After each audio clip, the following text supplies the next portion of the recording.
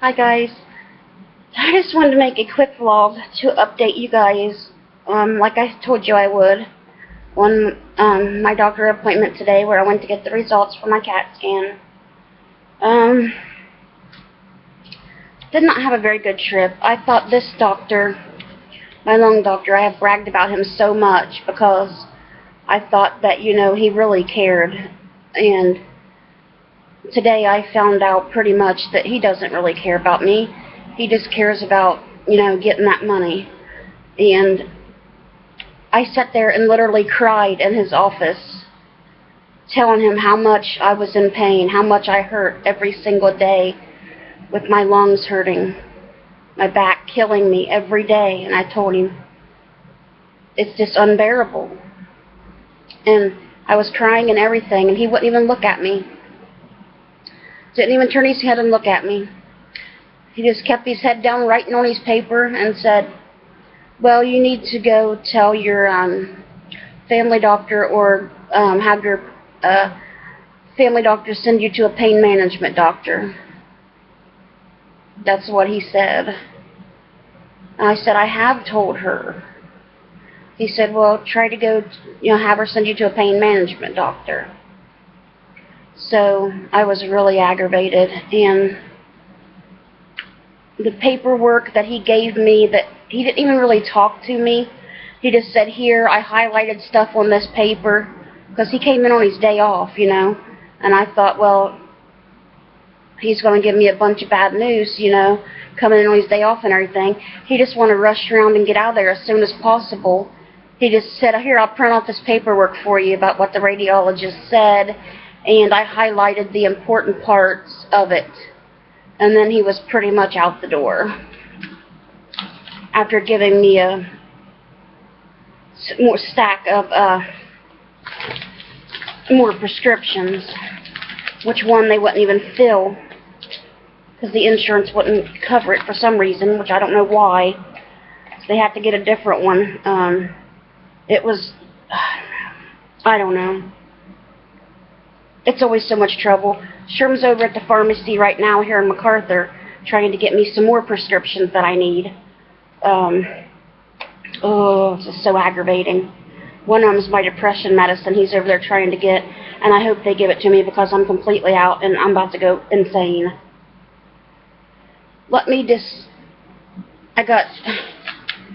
Here's the paperwork. Okay. Let's read the important parts. That's highlighted, even though 2 pages full of stuff here.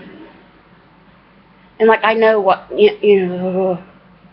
okay, tell me what this means, doc, Anyway, like I said, like I told you guys, all the other CAT scans, this one was a scan without contrast, which means without the IV and without the dye. All my other ones from 2012 to now, having them every 6 months from 2012, was with contrast on every single one. It says right here, I know it was because I'm the one that went through getting the IV, but here's even proof. It says right on the paper, with contrast. Okay? So I don't know why they didn't do it with the contrast this time, but apparently they've seen them anyways, so I guess that don't really matter. But anyways, it says, there is a dominant solid nodule identified within the right lower lobe, and there is a smaller, more central nodule which has a rounded appearance in the right lower lobe as well. And there are several small nodules seen along the lymphatic distribution central to this in the right lower lobe. Okay? Then it goes on to say, blah, blah, blah, blah, blah, about that again. And then it says, I don't know what this means. It said, I don't know why they even did this.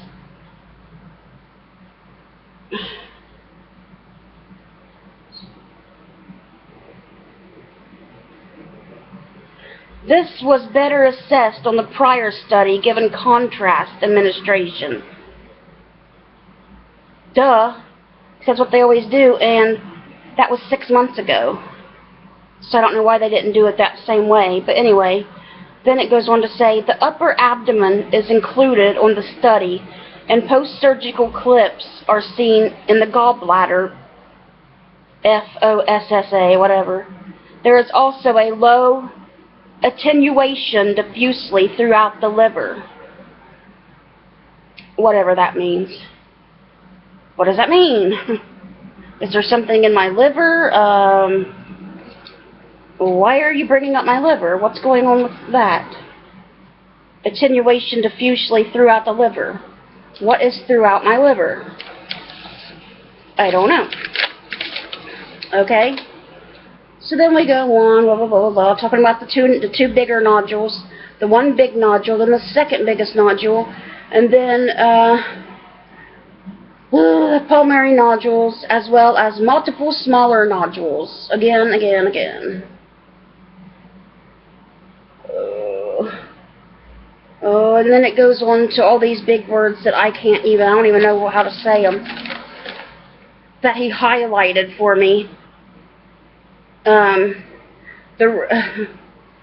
Hepatic acidosis with hypothalamic. That's what he highlighted. Like, how am I supposed to know what that means? So I'm going to try to look it up online and see what that means. But, yeah. So that's the paperwork. And it was read by the radiologist David Honinger, MD.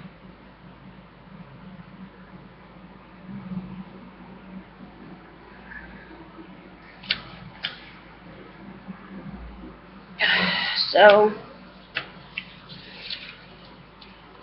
that was that.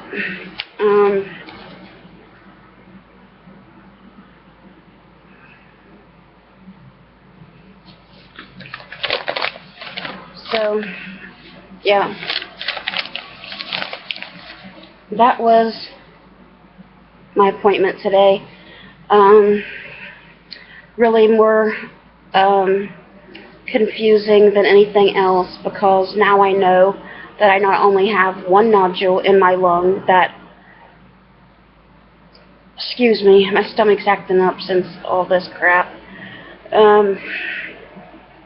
Not only do I have one nodule in my lung that was growing, but now there's another big one, not as big as the what do they call it?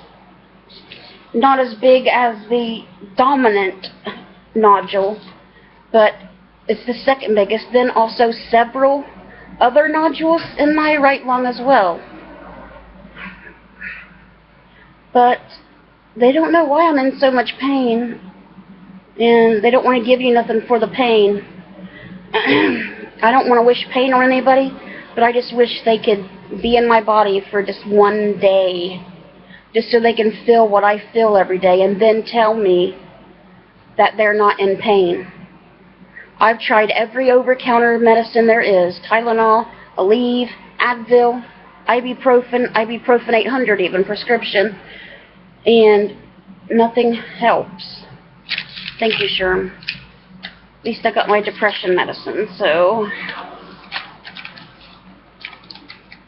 I can get that in me, and hopefully maybe I'll take a Valium and calm down. But my day was so horrible. I was like crying coming out of there. I mean, he went from, Sherm was really mad too, because he seen the way he was acting, like he just didn't give a crap and was just in a hurry just to get out of there. Like he didn't even want to be bothered with coming in. Well, why didn't they just tell me over the phone then? I don't know. But they're the ones that told me to come in. But anyway, I got home and got online, and I talked to some friends, and talked to my friend Kelly a lot, and she sent me some videos. I finally got to hear her voice for the first time, and she showed me an angel that she made me, and it was so beautiful. She just made my night better, just from being the sweet person that she is, just being so nice to me. You don't know how much you can change somebody's day just by being nice to them, you know. Just by talking to somebody and letting them know that you care, and changing the subject and talking about something else, you know, just being a friend. Our driver today was really nice. We had a different driver. I was hoping we'd have the same one, but because I really liked talking to her yesterday. But I can't even remember what she looked like now, to tell you the truth. That's how my mind is. I can remember her name, but that's it. But the girl we had today, her name was Connie. She was really nice as well. I talked to her all the way there and all the way back. And I'm like, I hope she don't think I'm talking too much, you know. But she's like, I think me and you'd get along just fine. We could sit outside and watch nature together. And I said, yeah, we could watch the leaves blow and watch your cats play in the leaves. And she said, that's right, we both enjoy a lot of the same things. So we had a good trip. I was like really upset when I came back out there.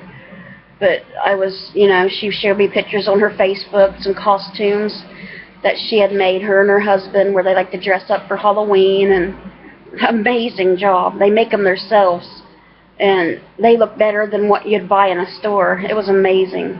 Her and her husband were the Tin Man and the Cowardly Lion this year when they went to somebody's party. And last year she dressed up as Flo from Progressive, the insurance company.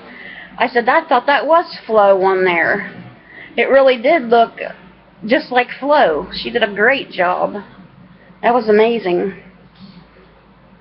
I don't know how they do that stuff. And the way that she told me they made the Tin Man out of poster board and duct tape and stuff, the outfit. You wouldn't believe it if you seen it. It was amazing. How in the world would you even think up the idea how to do it like that? I wish I could think up that stuff. But yeah, we had a good, nice trip. So that's always a plus. So then she stopped us at the pharmacy there in Chillicothe, went into Walgreens and got some prescriptions, because I knew if I took them all over to Gill's, I probably wouldn't get half of them, because I just don't like that place over there. They are totally rude, and every time I go over there to get something that I can get at Walgreens, every single time I go there with no problem, they never get it over there. They always say we can't get it, or it needs a pre-authorization, or last time they told me with my injections, they just didn't want to fool with trying to get them. After they told me it would definitely be ordered on a certain day, that they'd be there, I waited 2 days later to send Sherm over to get them, to make sure that they had time to get them. And then I called her because Sherm said they wasn't there, and I said, my injections were supposed to be there on the 14th. I was just checking on them, and she said, she checked into it, she's like, yeah, we just didn't want to fool with trying to get those, so we're not going to be able to get them. So I sent it to Walgreens and got them the very next day. So my driver said that just about everybody that she knows says the same thing about Gill's. She doesn't find anybody that really says that they like that place. So I'm not the only one. I know it's not just me. Because Sherm was over there one day, and some woman was there trying to get her prescriptions, and she was complaining about them, how they had told her her prescriptions was ready and stuff, and then she went there, and then they wouldn't give her any of them. Told her they didn't have them. And she was really mad, which as you can imagine. So I didn't want to give them all that, because I know they wouldn't have had some of that stuff, or wouldn't have wanted to get it, because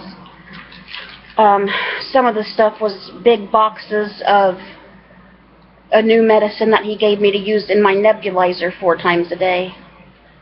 it's not the albuterol. He didn't want me to use that. He wanted me to use a stronger medicine. I don't remember what the name of it is. It starts with a B, but it's over there in my bag. I got like 3, I think he gave me like 3 big boxes of those, and gave me a new inhaler, Symbicort, which I've never seen an inhaler look like this before. This is what it looks like, the new inhaler. See, Symbicort. It's got a dial-like thing on the top of it. Come on, video. It's got a dial-looking thing on the top of it. And I don't know what in the world. I guess I'm going to read the papers to figure out what that is, because I seriously have no clue, but I'm supposed to use this 4 times a day as well.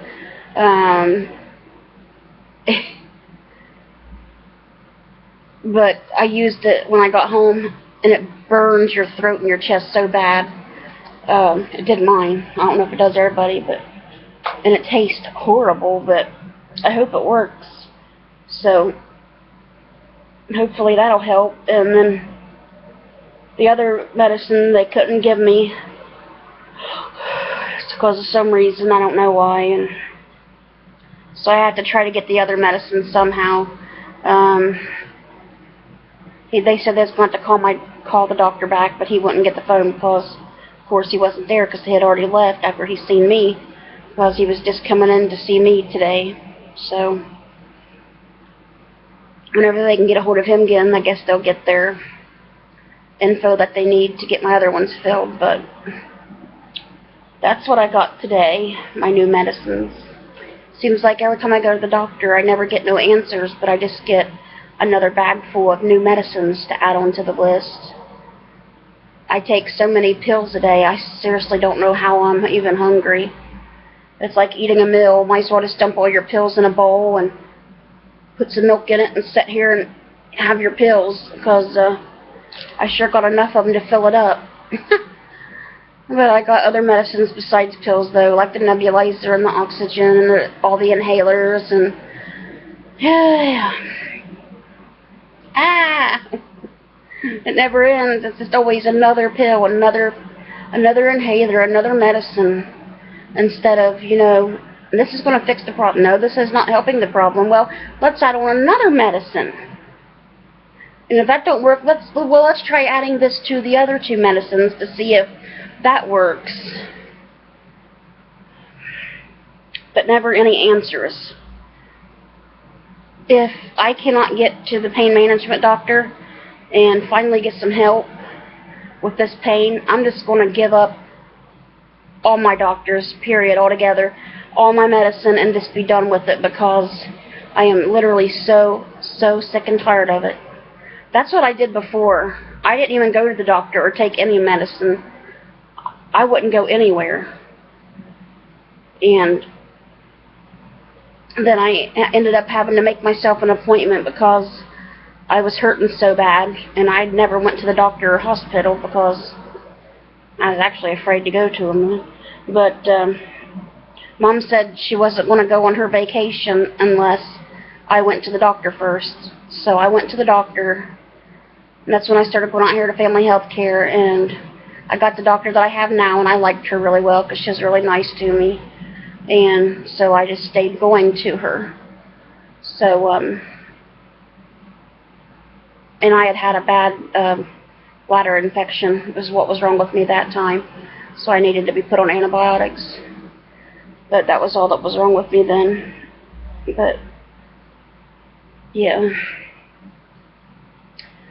So, but, you just get to a point where you just get so tired of it. Just taking all these medicines, and like, why? I'm still sick, and I just feel like I'm getting sicker and sicker. Nothing's helping. Nothing's getting any better. And I'm in so much pain. Why won't you give me something for the pain? There's these people that go out here and get stuff for the pain real easily. People that don't even need it sometimes. I know certain people that get it that doesn't need it, and they just take it out and sell it. And here I am, somebody that is seriously in excruciating pain every single day. Some days are so unbearable, I just wished I just wished God would take me home because I can't stand it anymore. Some days are literally that bad for me.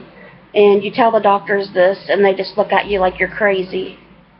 And just want to brush you off and not give you anything. And I don't know what's the point. It's not like I'm an addict. I've never asked for pain medicine before, and they know that.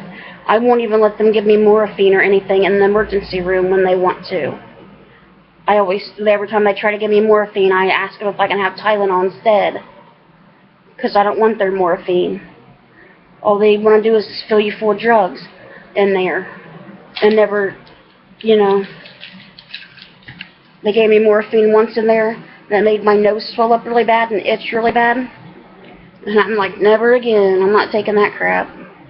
So every time they try to get it, I'm like, no. No matter how much pain I'm in, I'm like, no. Can I have some Tylenol instead? But I need something for this pain because it's excruciating.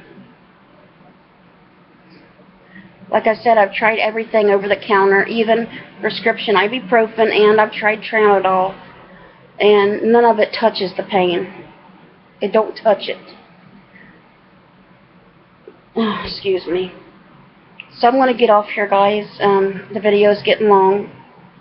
I'm going to get off here and take my medicine real quick, and then I'm going to get your guys' Bible readings up for tonight because it's after, it's getting dark, but it's actually only 4 o'clock. It just seems so late to me today. Just so tired. My appointment was early this morning and didn't get much sleep last night, so that's what I'm going to do. I'm going to get off here and get my medicine in me and try to get your guys' videos up. I hope you guys have a great rest of your evening. Bye, guys. God bless.